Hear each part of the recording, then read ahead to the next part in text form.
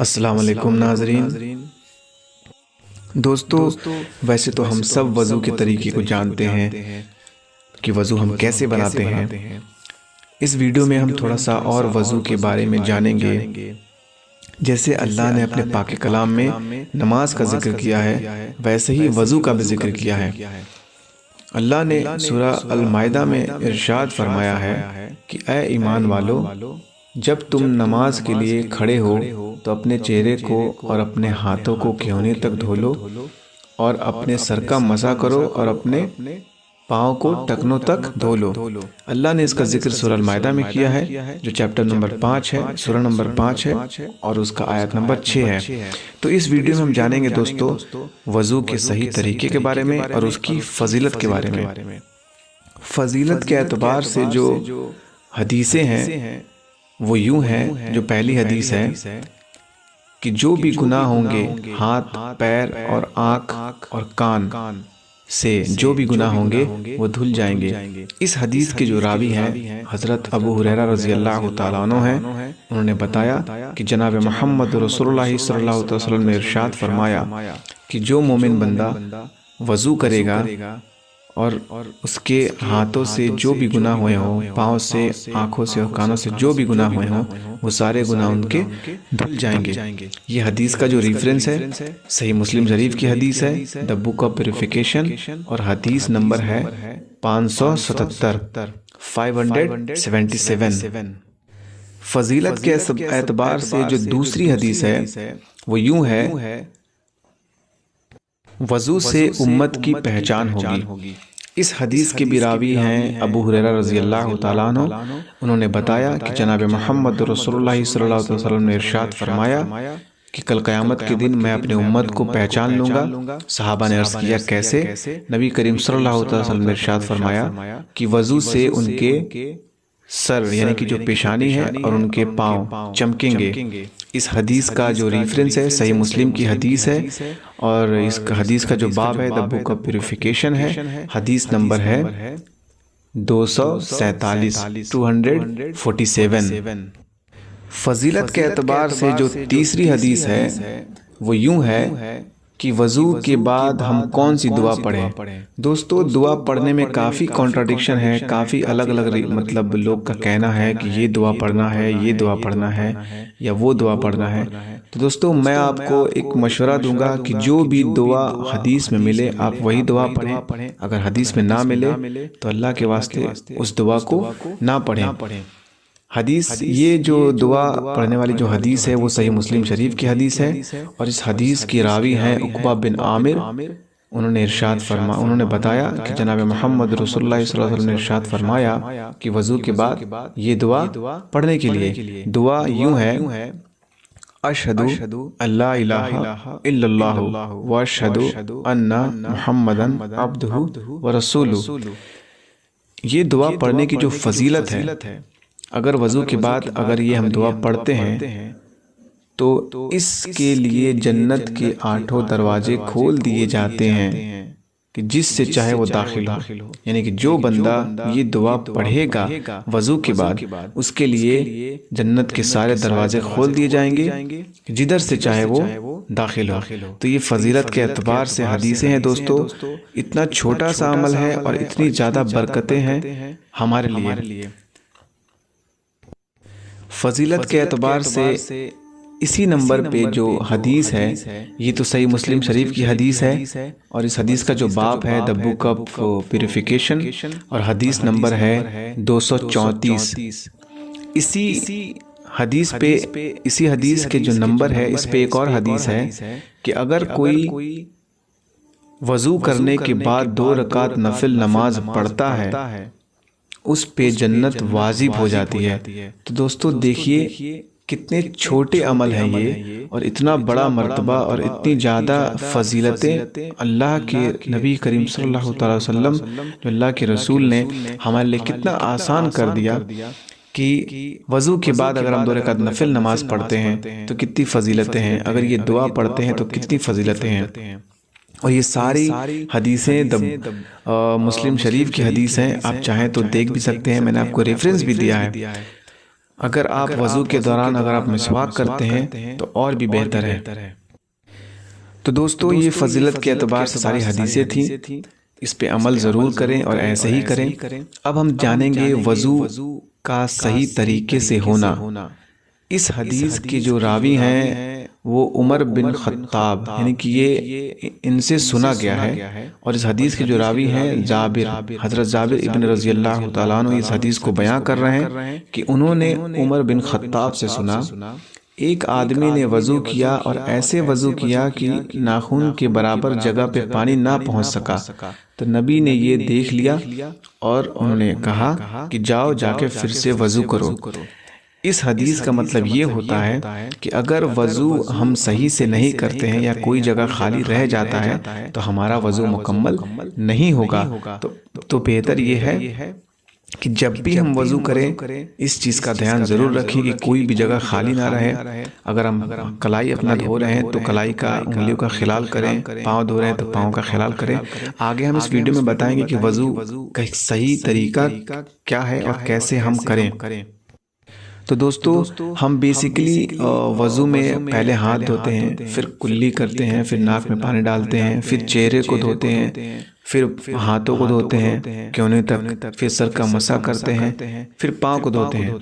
तो ये जितने सारे तरीके हैं ये एक हदीस में मेंशन है सही मुस्लिम शरीफ में, और उस हदीस का जो रेफरेंस है हदीस नंबर 226 है, 226।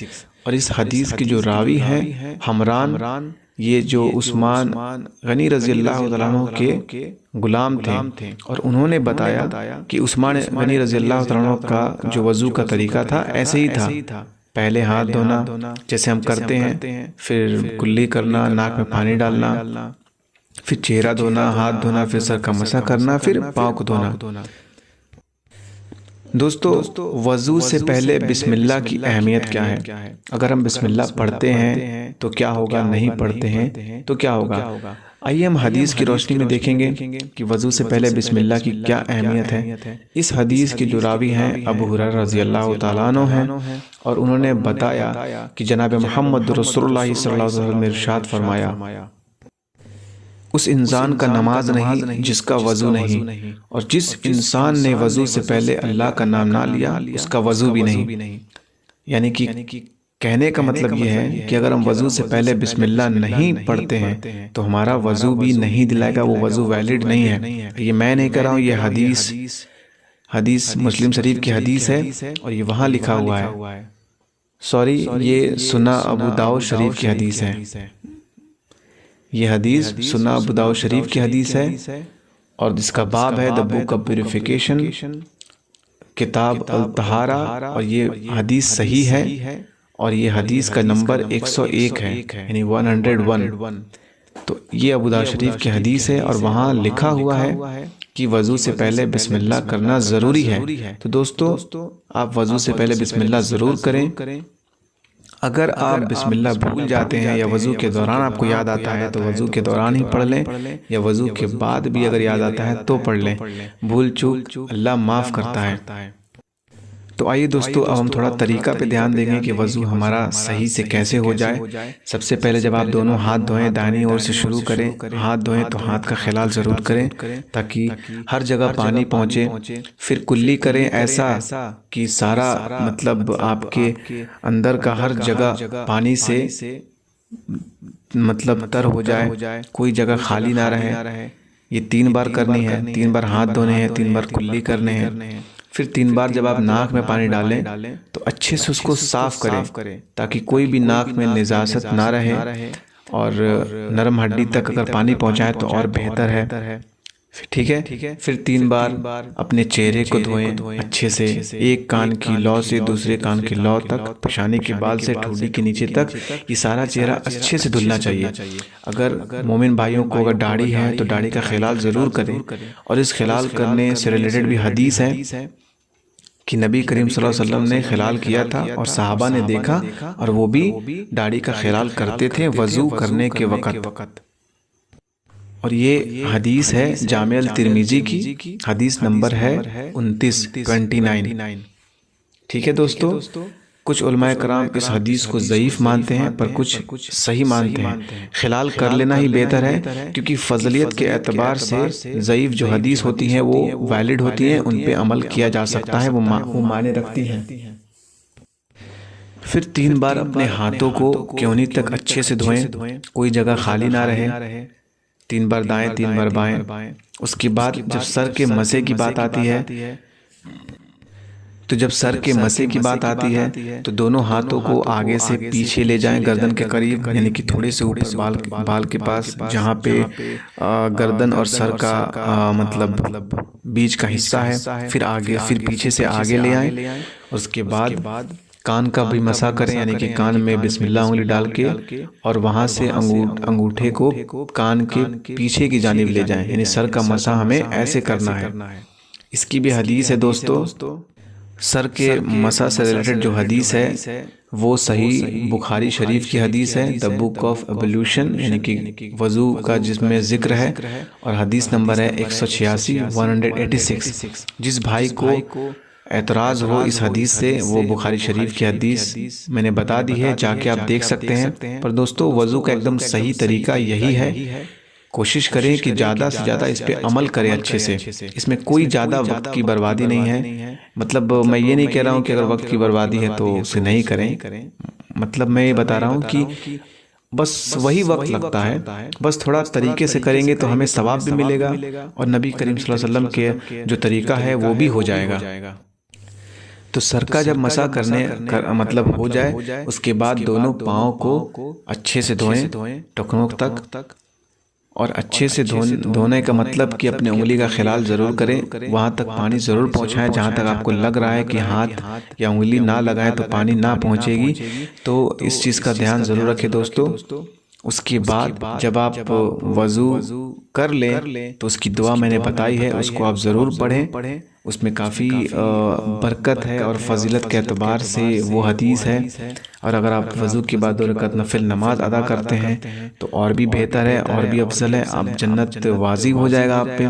दोस्तों ये छोटे से अमल है, उस पर कितना बड़ा सवाब रखा है दोस्तों। तो इस नेकियों को ऐसे कीजिए जैसे आप रोज़ ये काम कर रहे हैं। जब आप वज़ू करें तो इस चीज़ को करने की नीयत ज़रूर रखें, कम से कम बिस्मिल्लाह से शुरू करें, और जब ख़त्म करें वज़ू तो कम से कम वो दुआ ज़रूर पढ़ें जो मैंने आपको बताए हैं इस वीडियो में। तो ये फजीलत के एतबार से था, और इसमें तरीका भी था, और सहाबा ने कैसे किया वो भी मैंने बता दिया, और उसकी क्या फजीलतें हैं वो भी मैंने बता दी हैं। एक मसला बयान समाप्त कर लें आप, कि अगर आपके पैर हाथ पे कोई बैंडेज है या कोई पट्टी है जिसके कारण आप उसे खोल नहीं सकते, तो उस पट्टी पर सिर्फ हाथ फेर लें और इर्द गिर्द पानी से धो लें। वहाँ तक पानी पहुँचाने की ज़रूरत नहीं है, आपका वज़ू हो जाएगा, क्योंकि ये मजबूरी है, और मजबूरी में अल्लाह ने अपने बंदों पे कोई फोर्स नहीं करा है, कोई भी ज़बरदस्ती नहीं करा है, क्योंकि अल्लाह गफूर रहीम है, रहम करने वाला है। तो दोस्तों कहने का मतलब ये है कि वज़ू का तरीका हो गया है सही, इसमें सारी चीज़ मेंशन कर दी है मैंने, तो इस पर अमल करने की पूरी कोशिश करें।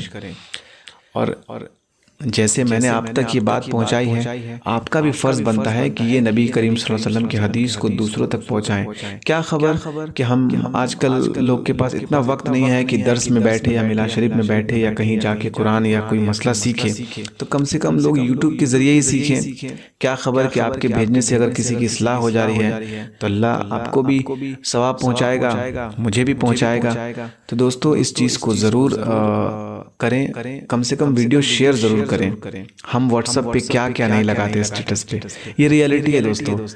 व्हाट्सएप के स्टेटस पे हम बहुत कुछ लगाते हैं जो हमारे मन के मुताबिक होता है। तो क्या हम इस काबिल नहीं कि कम से कम एक ऐसे वीडियोस का लिंक डाल दें जो अल्लाह के रसूल की उसमें सुन्नतें हों, और वज़ू का तरीका हो, नमाज का तरीका हो। तो दोस्तों ये गौर करने और फिक्र की बात है। बस मसला ये है कि हम प्रायोरिटी किसको दे रहे हैं, दुनिया को या आखिरत को। दोस्तों इस पे ज़्यादा चर्चा करने की ज़रूरत नहीं है, हालांकि ये मौजू सिर्फ वज़ू का है, पर मैं ज़्यादा नहीं इसको बढ़ाना चाह रहा। मौत भी बरहक है, क़यामत के दिन भी आनी है, हमें इस दुनिया को ऐसे ही जीना जैसे हम यहाँ के मुसाफिर हैं। इससे ज़्यादा लगाने की ज़रूरत नहीं है दोस्तों। और इस चीज़ को आप बाकायदा समझिए, आप देखिए कहाँ जा रहे हैं, वक्त कैसे निकल रहा है। जब तक हमें मोहलत मिली हमें अपनी इस्लाह करनी है।